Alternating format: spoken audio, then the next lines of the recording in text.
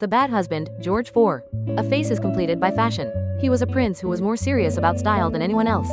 But, just as much as fashion, he loved indulgence. And then, Prince George falls for a woman, Maria Fitzherbert, but she was a commoner, a widow twice, and a Catholic. According to the royal succession laws, marrying her meant giving up the throne. So, in 1785, they secretly marry. Let's drink, let's party, let's enjoy. Their debts pile up rapidly, and the royal family is in shock.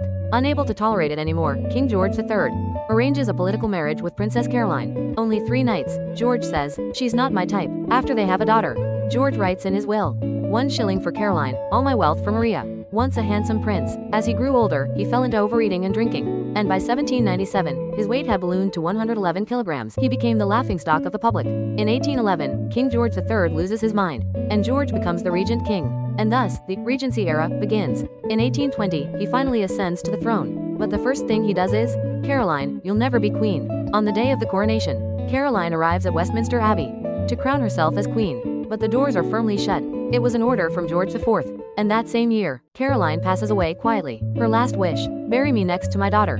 But George refused even that. He remained a bad husband until the end. This is the true story of the Regency era soap opera George IV.